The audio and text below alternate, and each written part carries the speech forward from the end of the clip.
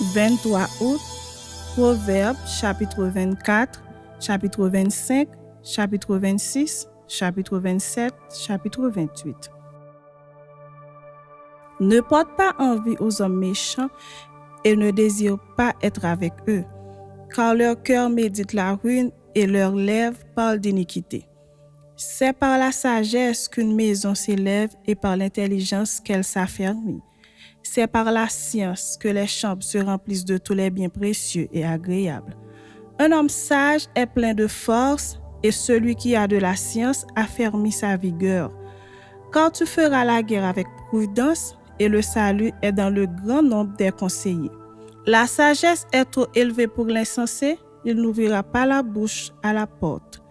Celui qui médite de faire le mal s'appelle un homme plein de malice.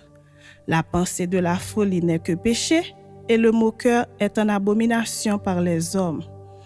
Si tu faiblis au jour de la détresse, ta force n'est que détresse. Délivre ceux qu'on traîne à la mort, ceux qu'on va égorger, sauve-les. Si tu dis, « Ah, nous ne savions pas », celui qui pèse les cœurs ne le voit-il pas? Celui qui veille sur ton âme ne le connaît-il pas? Et ne rendra-t-il pas à chacun selon ses œuvres? Mon fils, mange du miel car il est bon. Un rayon de miel sera doux à ton palais. De même, connais la sagesse pour ton âme. Si tu la trouves, il est un avenir et ton espérance ne sera pas anéantie.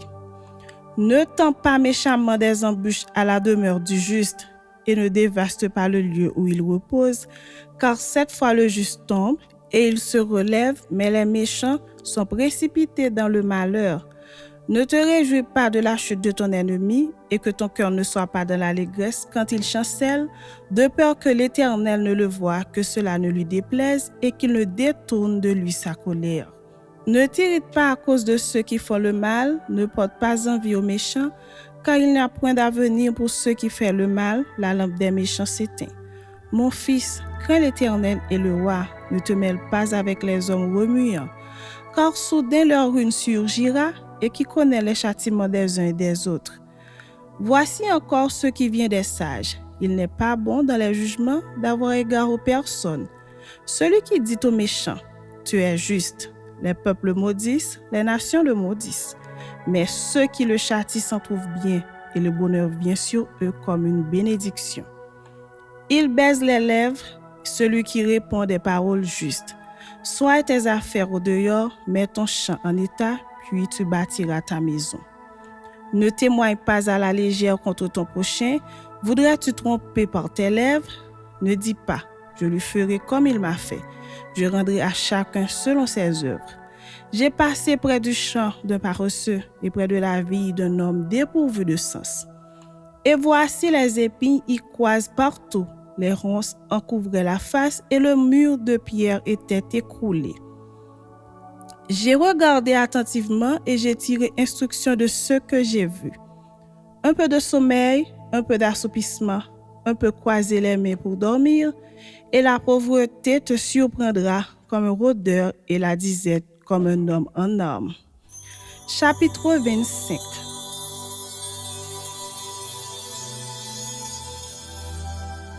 Voici encore des proverbes de Salomon, recueillis par les gens d'Ézéchias, roi de Juda. La gloire de Dieu, c'est de cacher les choses. La gloire des rois, c'est de sonder les choses.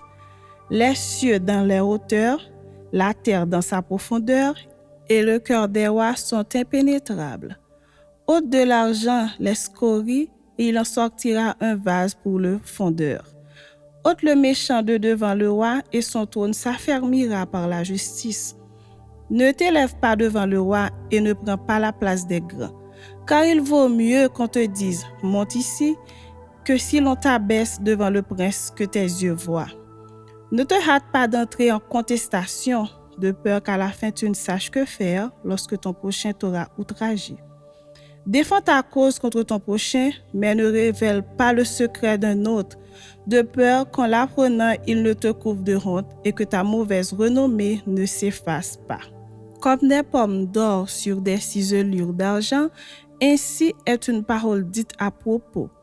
Comme un anneau d'or et une parure d'or fin, Ainsi, pour une oreille docile est le sage qui réprimande. Comme la fraîcheur de la neige au temps de la moisson, ainsi est un messager fidèle pour celui qui l'envoie. Il restaure l'âme de son maître. Comme des nuages et du vent sans pluie, ainsi est un homme se glorifiant à tort de ses libéralités. Par la lenteur à la colère, on fléchit un prince, et une langue douce peut briser des os. Si tu trouves du miel, n'en mange que ce qui te suffit, de peur que tu n'en sois rassasié et que tu ne le vomisses.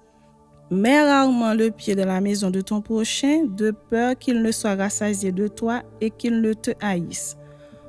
Comme une massue, une épée et une flèche aiguillée, ainsi est un homme qui porte un faux témoignage contre son prochain. Comme un dent cassé et un pied qui chancelle, ainsi est la conscience en un perfide au jour de la détresse. Ôter son vêtement dans un jour froid, répandre du vinaigre sur du nitre, c'est dire des chansons à un cœur attristé. Si ton ennemi a faim, donne-lui du pain à manger. S'il a soif, donne-lui de l'eau à boire. Car ce sont des charbons ardents que tu amasses sur sa tête et l'Éternel te récompensera.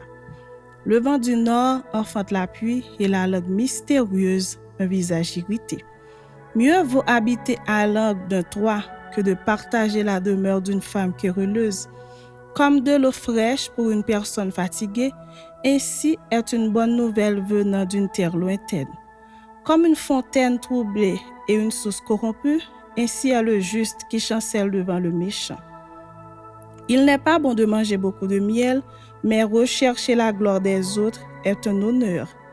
Comme une ville forcée et sans muraille, ainsi est l'homme qui n'est pas maître de lui-même. Chapitre 26.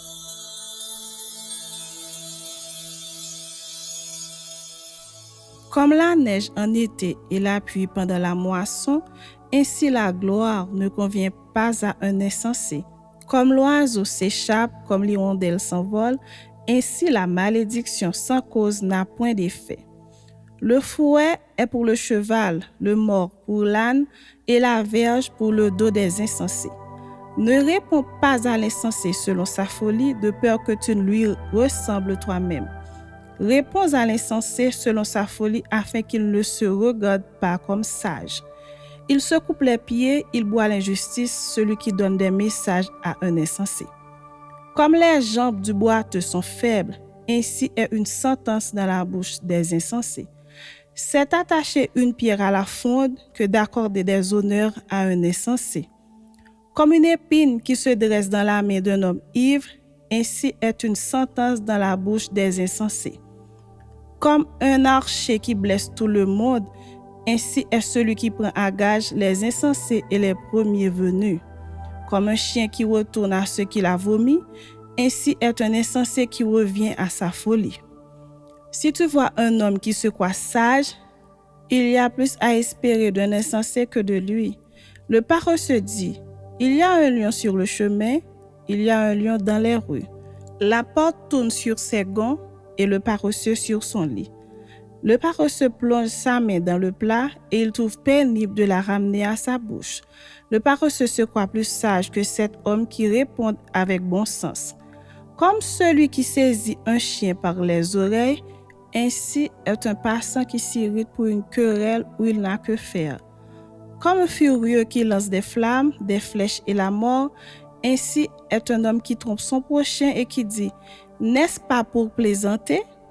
Faute de bois, le feu s'éteint, et quand il n'y a point de rapporteur, la querelle s'apaise.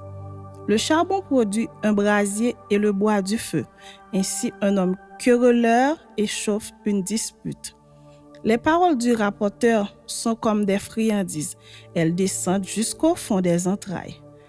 Comme des scories d'argent appliquées sur un vase de terre, ainsi sont des lèvres brûlantes et un cœur mauvais. Par ses lèvres, celui qui est se déguise, et il met au-dedans de lui la tromperie. Lorsqu'il prend une voix douce, ne la crois pas, car il y a 7 abominations dans son cœur. S'il cache sa haine sous la dissimulation, sa méchanceté se révélera dans l'assemblée. Celui qui creuse une fosse y tombe, et la pierre revient sur celui qui la roule. La langue fausse est ce qu'elle écrase, et la bouche flatteuse prépare la ruine. Chapitre 27.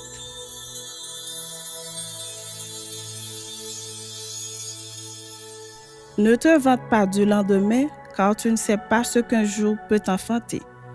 Qu'un autre te loue et non ta bouche, un étranger et non tes lèvres. La pierre est pesante et le sable est lourd, mais l'humeur de l'insensé pèse plus que l'un et l'autre. La fureur est cruelle et la colère impétueuse, mais qui résistera devant la jalousie? Mieux vaut une réprimande ouverte qu'une amitié cachée. Les blessures d'un ami prouvent sa fidélité, mais les baisers d'un ennemi sont trompeurs. Celui qui est rassasié foule aux pieds le rayon de miel, mais celui qui a faim trouve doux tout ce qui est amer. Comme l'oiseau qui erre loin de son nid, ainsi est l'homme qui erre loin de son lieu. L'huile et les parfums réjouissent le cœur, et les conseils affectueux d'un ami sont doux. N'abandonne pas ton ami et l'ami de ton père, et n'entre pas dans la maison de ton frère au jour de ta détresse. Mieux vaut un voisin proche qu'un frère éloigné. Mon fils, sois sage et réjouis mon cœur, et je pourrai répondre à celui qui m'outrage. L'homme prudent voit le mal et se cache. Les simples avancent et sont punis. Prends son vêtement, car il a cautionné autrui. Exige de lui des gages à cause des étrangers. Si l'on bénit son prochain à haute voix et de grand matin, cela est envisagé comme une malédiction. Une gouttière continue dans un jour de pluie et une femme querelleuse sont choses semblables. Celui qui la retient le vent et sa main saisit de l'huile. Comme le fer aiguise le fer, ainsi un homme excite la colère d'un homme. Celui qui soigne un figuier en mangera le fruit, et celui qui garde son maître sera honoré. Comme dans l'eau le visage répond au visage, ainsi le cœur de l'homme répond au cœur de l'homme. Le séjour des morts et l'abîme sont insatiables, de même les yeux de l'homme sont insatiables. Le creuset est pour l'argent et le fourneau pour l'or, mais un homme est jugé d'après sa renommée. Quand tu pilerais l'insensé dans un mortier, au milieu des grains avec le pilon, sa folie ne se séparerait pas de lui. Connais bien chacune de tes brebis, donne tes soins à tes troupeaux, car la richesse ne dure pas toujours, ni une couronne éternellement. Le foin s'enlève, la verdure paraît, et les herbes des montagnes sont recueillies. Les agneaux sont pour te vêtir, et les boucs pour te payer le champ. Le lait des chèvres suffit à ta nourriture, à celle de ta maison et à l'entretien de tes servantes. Chapitre 28.